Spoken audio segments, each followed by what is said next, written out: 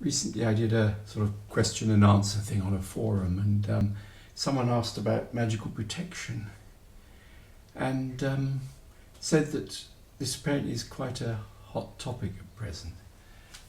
Actually, magical protection doesn't interest me all that much, and I think you'll find out why later. I think at present that our society is much too keen on protection. I gave the example recently of, I bought a pot of almond butter and it said, warning, this product may contain nuts. And I think of this, like you can't park your car anywhere without a sign being there saying, warning, the car's parked here at the owner's risk. And I think to myself, well, why are they doing that? Now, the quick answer is, it's a legal requirement or something like that. But is it really? I mean, would that stand up in a court of law? If the owner of the place did some damage to my car or something,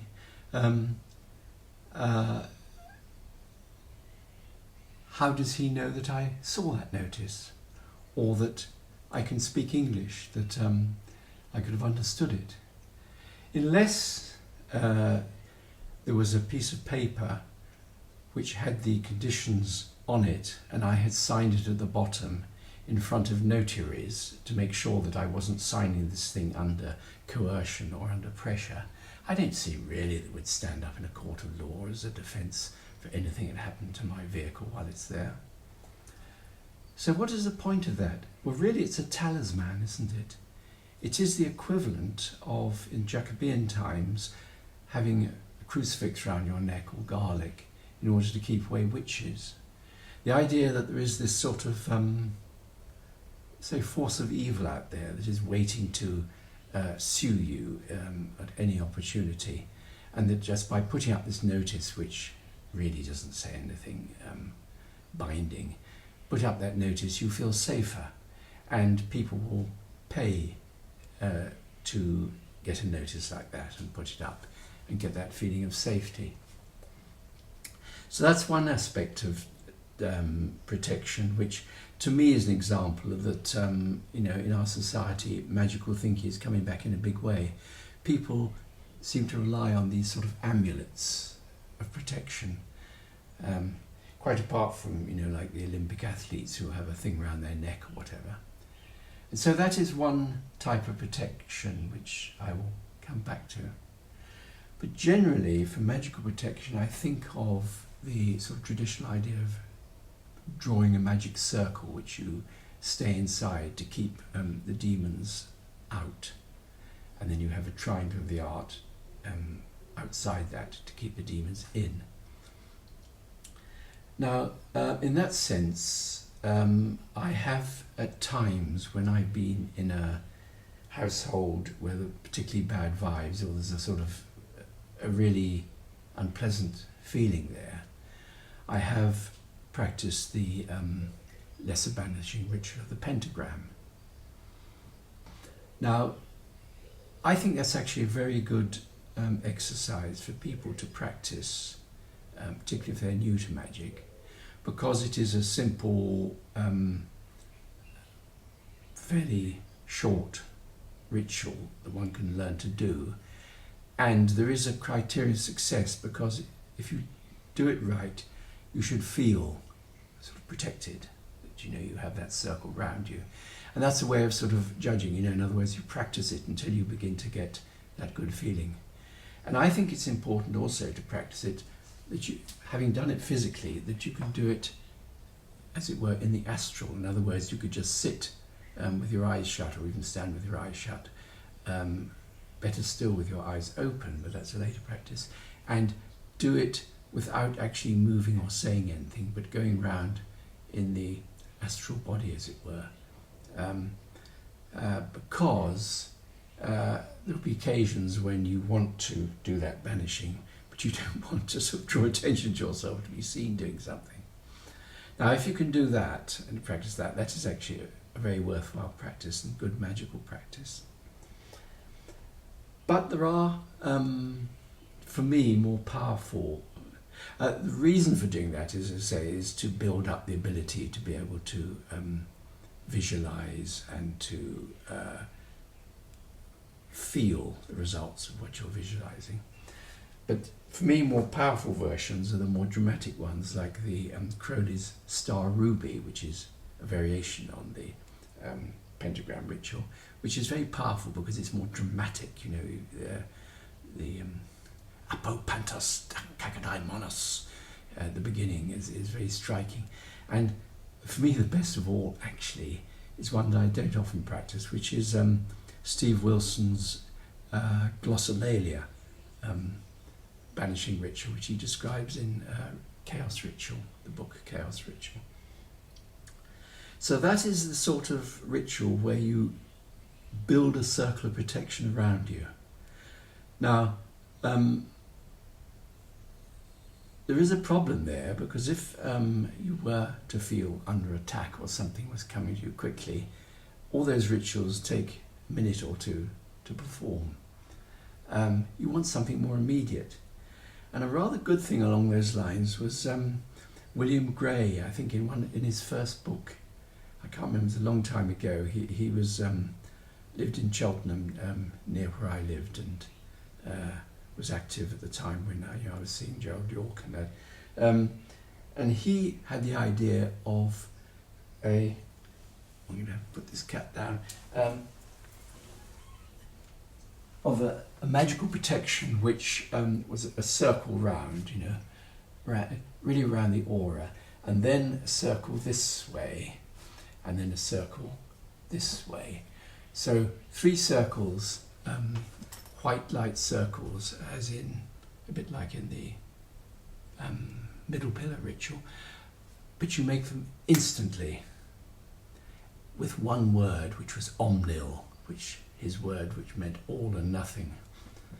Now the great thing about that is, bum, you do it in one, and so there's a sort of instant sealing of yourself that happens, and that is again something which is quite good to practice until you can do that and feel you can do that confidently. But the problem for me with all those sort of rituals is that they're like a crustacean. You're building this shell around you to keep out the influences or whatever it is, all the bad vibes. But we are not crustaceans, we have our skeletons inside us. And so, you see, when I did the Abramelin operation, it's interesting that in terms of, if you compare it with a lot of the grimoires of the day, is that there's no magic circle. You don't at any point draw a circle to keep the spirits out. But you have 6 or 18 if you're doing the other version. You have 6 months of self-purification, which is like a sort of hardening of oneself and making the temple into a sacred place. So in a sense, that is the protection. For 6 months you have strengthened yourself and your area before you start the final weeks of working with the spirits. So in a sense, you have hardened yourself and you don't need an external protection. Now that thinking I prefer. And so that sort of protection is more like, you know, the middle pillar exercise. And I tend to do the two together. And if I did the Banishing Ritual of Pentagram, I also did the inner pillar if I was really sort of trying to defend myself. The inner pillar exercise and the ones based on it, like the OTO, you know, visualizing and the chakras and chanting the vowels as you go down. Those sort of exercises are more about strengthening your inner self rather than putting a suit of armour around you to keep nasty things out. And something to me which is more sort of positive about that, but that may just be my psychology.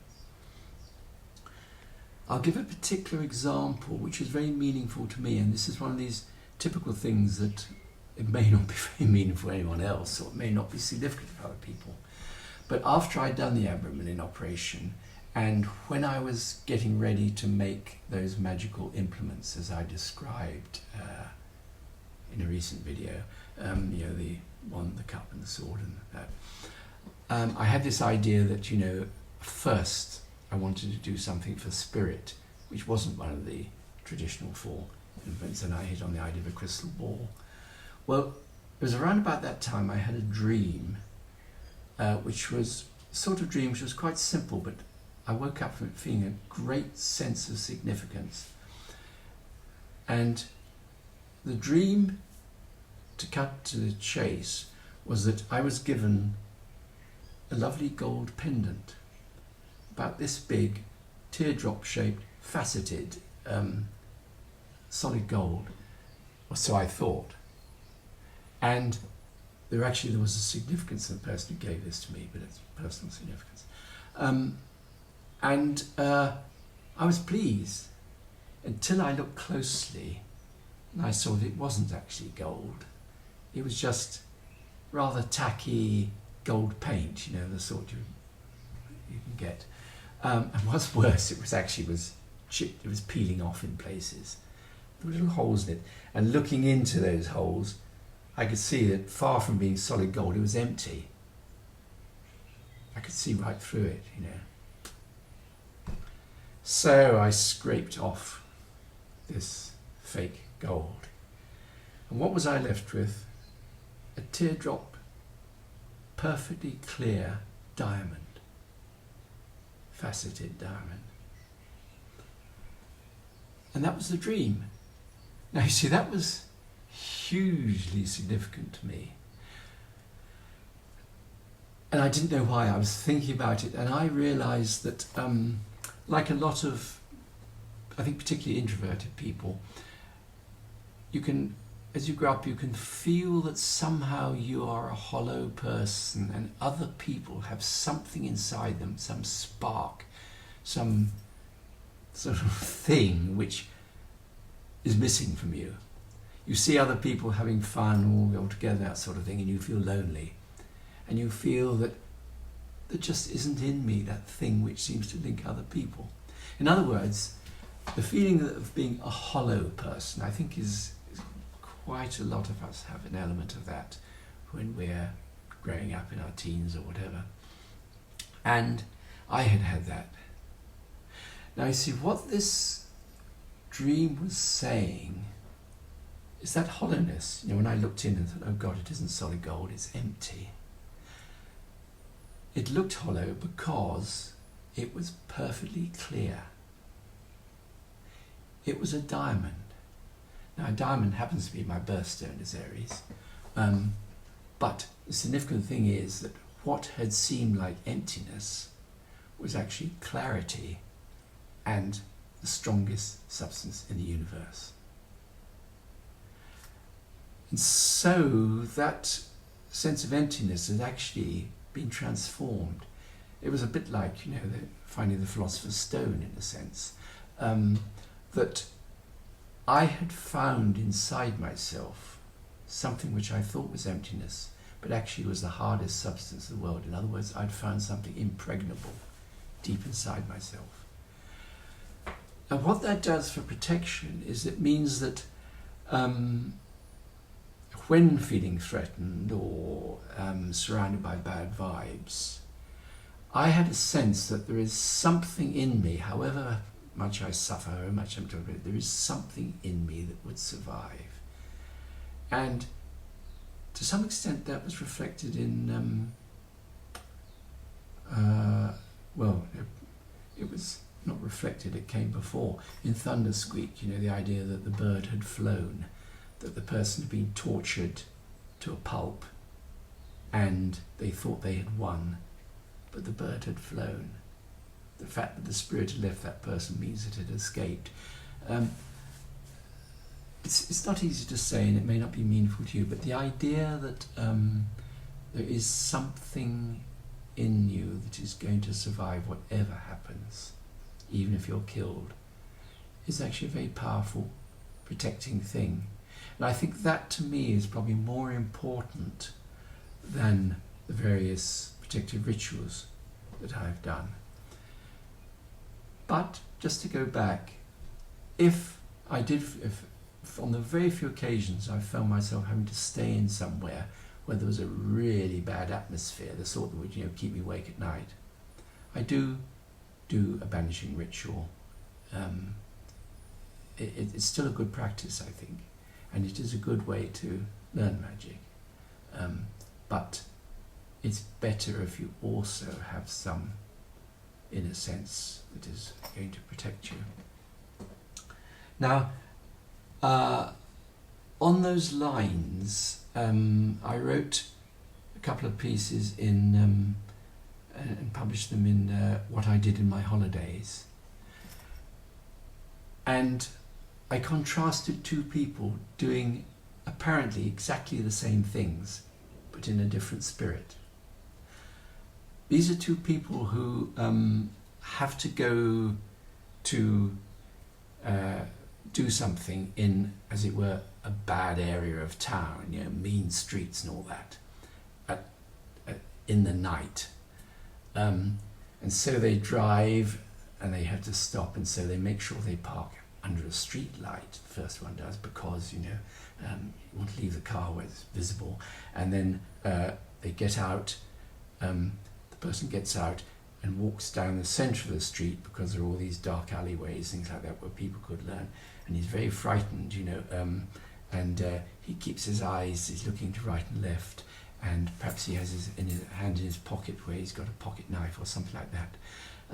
All these defensive gestures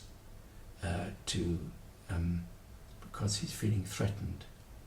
Now the other person does exactly the same thing. He parks under a street light. Why? Because he's a bit of a fantasist. He's thinking, hey, mean streets, ha! If I was James Bond, what would I do? Oh, I'd park under the street light, so the car can be seen. I'd go down the centre of the road, keeping my eyes out to left and right for all those dark alleyways. Oh yeah, and I'd have my hand on my penknife in my pocket, In other words, he's doing exactly the same defensive things, but in a spirit of sort of, hey, I'm cool, I'm going to walk with that swagger, the mean street swagger, which says no one's going to want to hit me.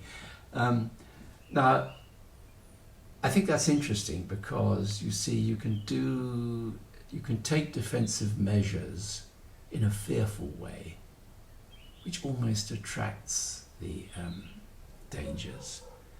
Or else you can do them in a sort of, as it were, in the spirit of drama, fun, here I am, Agent 007, being cool and thoughtful and masterful and ahead of the situation. And I wrote that up in What I Did in My Holidays. I also said there's a medical equivalent to that. You can go into a health food shop or chemist, looking at all these things and think,